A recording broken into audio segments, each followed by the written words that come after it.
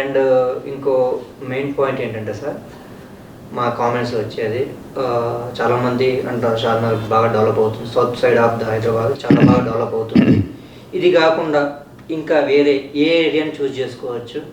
And particular east side ఎందుకు develop అవ్వట్లేదు sir అటు సైడ్? మీరు అపాయింట్మెంట్ తీసుకుని కన్సల్టెంట్ తీసుకుంటే చెప్తాను. ఇవన్నీ ఓపెన్ ఫోరం నేనే చెప్తాను. ఏ సార్ మీ దగ్గర చాలా డీప్ నాలెడ్జ్ ఉంది. మేము ఏంటంటే జస్ట్ క్రిస్పీ పాయింట్స్ అడుగుతున్నాం. ఇది చూసిన తర్వాత ఎవరైతే తెలుసుకోవాలనుకుంటున్నారో డీప్గా ప్రతి ఒక్కరు మీతో కాంటాక్ట్ అవుతారు 100%. అది మెయిన్ హైదరాబాద్ అనేది పాత గవర్నమెంట్ ఏదైతే 10 సంవత్సరాలు పరిపాలించారో హైదరాబాద్లో ఒక జోన్ మీద ఫోకస్ పెట్టారు. ఆ జోన్ని బాగా హైప్ చేశారు. అంటే ఒక తండ్రికి తల్లికి ఒక 5 కొడుకులు ఉన్నారు అనుకోండి, ఒక కొడుకును ముద్ద బాగా చేసి చూశారు, మిగతా 4 వదిలేశారు. ఇక్కడ తెలంగాణలో జరిగింది అదే. ఆయనకి సిటీలో ఓట్లన్నీ ఎవరు పడ్డాయి? కేసీఆర్కి వచ్చేసి. సిటీ బయట ఓట్లన్నీ ఎవరు పడ్డాయి? కాంగ్రెస్కి వచ్చి. నీకు అక్కడ అర్థమైపోతుంది కదా. సిటీ వాళ్ళు చాలా హ్యాపీ కేసీఆర్ గారితో. ఎందుకంటే 10 రూపాయలు 100 రూపాయలు చేశాడు, 100 రూపాయలు 1000 రూపాయలు చేశాడు.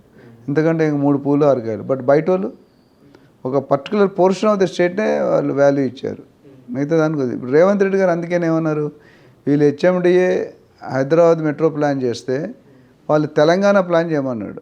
సో ఎప్పుడైనా కొత్త గవర్నమెంట్ వచ్చాక పాత గవర్నమెంట్ చేసిన తప్పుల్ని కరెక్ట్ చేయడానికి ట్రై చేస్తారు. చంద్రబాబు నాయుడు గారు ఉన్నప్పుడు ఫస్ట్ టర్మ్లో రైతుల్ని నెగ్లెక్ట్ చేసాడో నాకు నినాదం. హైటెక్ మీద ఎంత ఫోకస్ చేశాడో రైతుల మీద చేయలేదని ఒక నినాదం ఉంది.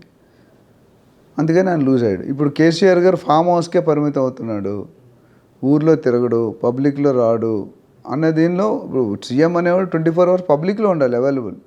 నాకు తెలిసి సీఎంగా ఉంటే 4-6 గంటల కంటే ఎక్కువ పడుకోరు నాకు తెలిసినంత వరకు. రామారావు గారి టైంలో నేను పర్సనల్గా కలిసినప్పుడు కూడా చెప్పారు ఆయన తెల్లవారు 3 గంటలకు 2 గంటలు లేచి యోగా చేసుకొని పెద్ద ఫుడ్, మంచి డైట్ ఫుడ్ తీసుకుంటాడు.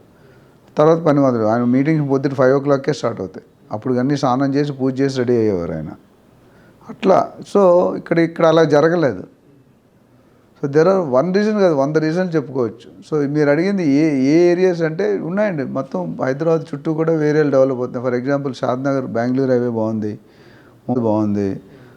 మోకిలా శంకర్పల్లి తర్వాత కొన్ని అది బాగున్నాయి. సో అక్కడ తక్కువ రేటుకు దొరుకుతున్నాయి. సో ఎవరైనా ఇంట్రెస్ట్ ఉన్న వాళ్ళు ఈ ఫార్ములా ఇంత తక్కువ టైంలో మాట్లాడలేం కాబట్టి ఏరియాస్ డెఫినెట్గా బాగున్నాయి. Maximum 80% areas are good. కావాలనుకుంటే మనం సంప్రదిస్తే మనం చెప్తాం. రెండోది ఈస్ట్ జోన్ ఎందుకు పెరగట్లేదు? ఈస్ట్ జోన్లో ఏముందని పెరుగుతుంది చెప్పండి? షాద్నగర్లో లేకపోతే హైటెక్ సిటీలో ఏముందని నేను చెప్పాను. ఇన్ఫ్రాస్ట్రక్చర్ ఉంది, ఫ్లైఓవర్స్ ఉన్నాయి, ఐటీ ఎంప్లాయీస్ ఉన్నారు. అక్కడేముంది? యాదాద్రిలో కట్టుకొని ఉంటారు కదా, వచ్చి చూసి వెళ్ళిపోతారు. అది తప్ప ఇంకేమీ లేదు అక్కడ. ఏమనుందా? Ramoji Film City, Vijayawada, Warangal develop కావండి. నాకు తెలిసిన బంధువులు 15 సంవత్సరాలు 500 రూపాయలు గజం కొన్నాడు. ఇప్పుడు ఎంత అయ్యి ఉండాలి? ఆల్మోస్ట్ 15,000. 2,000 కూడా అవ్వలేదు. 1000-1200 ఇస్తూ ఉంటారు 15 సంవత్సరాలు పెట్టాక. మరి ఎందుకు పెడతారు డబ్బులు అక్కడ?